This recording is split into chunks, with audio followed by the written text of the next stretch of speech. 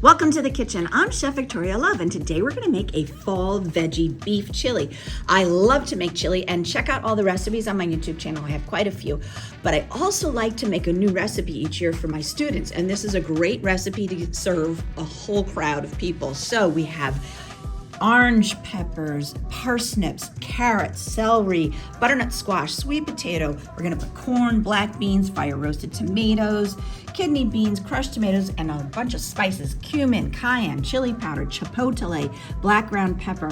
And I'm gonna start everything off by sauteing some olive oil and onion, and then it's gonna taste absolutely phenomenal. So let me get everything mise en place and I will show you how to make it. Please click like and subscribe so we can bring you more recipes. I'm gonna brown the ground beef 1 pound at a time. So I've got a large skillet and a wooden spoon to help stir it, and over medium heat, I'm gonna warm this up and then brown the ground beef. This is hot enough now, so I'm just gonna dump it in. Woo! And then break it up and let it brown. I wanna talk about parsnips for a second because I bought these and they were pre-packaged. I wasn't able to choose, but if you go to the market and you're able to choose the thin young ones. They are sweeter. The fat older ones tend to lose a bit of their sweetness, and we're gonna peel and slice it and saute it with the carrots to get them cooked in our recipe. Now, as soon as I begin to see a little browning on the bottom, I know it's done, and I'm gonna take it off and put it into a bowl that's lined with paper towel just to absorb any of the excess fat. Now, you might be tempted to do both pounds of beef at the same time. However, don't overcrowd your pan and do that, because what ends up happening is that your meat will give off so much liquid that it almost sort of boils the meat instead of searing it and browning it. So please take the time to do it in 2 separate batches. We're gonna saute our onions, so we're gonna add probably 2 tablespoons of olive oil to your pan. And it should be over medium heat. And see, it's already hot, so let's get those onions in there and saute them. Whoa, it's a little too hot. Step back. All right, there we go. And give it a good stir with a long-handled wooden spoon.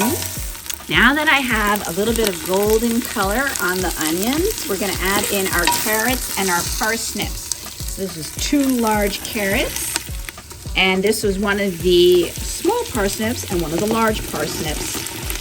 Chopped up, there we go. And I cut them all to be around the same thickness so that they cook evenly. As soon as you notice that your parsnip and carrot looks tender, we're now gonna add in our 2 stalks of celery that I diced. And we're gonna cook those until they are tender. Now that my celery looks nice and tender, we're gonna add in our 1 orange pepper. I love the colors that we're using in this recipe. So fall. This is awesome. So we're gonna saute those for about 1 minute, and then we'll start adding in our sweet potatoes and our butternut squash. Now that that's been simmering for about 1 minute after I added in the orange peppers, we're gonna add in the ground beef. So that has been sitting on the side. Just plop it in. There we go. And as you can see, I have to pull that with 2 hands, but a lot of the fat went into the paper towel, and that helps to keep our food nice and healthy. We have healthy fat in here with our olive oil, and we want to cut down on animal fat. So I prefer to drain off the excess fat from the ground beef. We're going to add in our 2 pounds of sweet potatoes that I peeled and cubed, and 2 pounds of butternut squash that I peeled and sliced. Next, we're going to add in our beans. So I have 1 can of black beans that I drained, 1 can of corn, 2 cans of red kidney beans drained, a 28-ounce can of crushed tomatoes,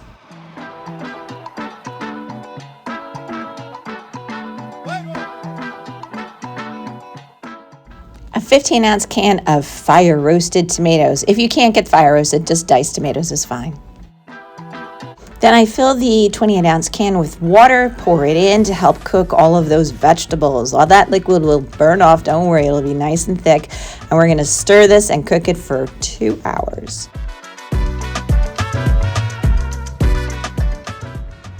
Now we're gonna add in our seasoning. This is 2 teaspoons of cumin, 1 teaspoon of chili powder, 1 teaspoon of chipotle. And if you don't have chipotle, just do 2 teaspoons then of chili powder, and a half teaspoon of cayenne. Now, you could put a whole teaspoon of cayenne if you wanted a little bit spicier, more kick. And lastly, our salt and pepper. Now, I usually make all of my recipes low in salt, so this is only a half teaspoon of this pretty kosher sea salt. Regular salt is fine if you don't have this, but you might want to do a whole teaspoon. And I only have a 1/4 teaspoon of black pepper. You could do up to a half teaspoon of black pepper.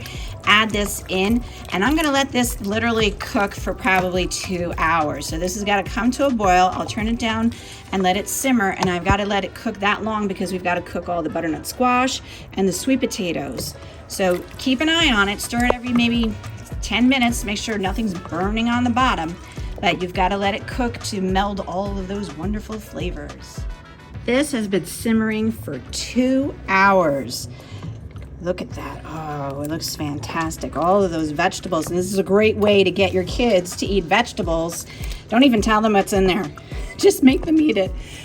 We've got so many vegetables. I'm gonna take a bite. Now, of course, whenever you're making chili or anything, you always wanna have a taste first before you serve it, so that way you can adjust your salt and pepper and also your spices. If it's not hot enough, you could add a little more cayenne or even a little more flavor, some cumin. Here is our absolutely wonderful fall veggie beef chili. It has so many vegetables in there. It's absolutely phenomenal. Let me know in the comments, what do you think? Have you ever tried chili with parsnip, butternut squash, and sweet potato? This is phenomenal.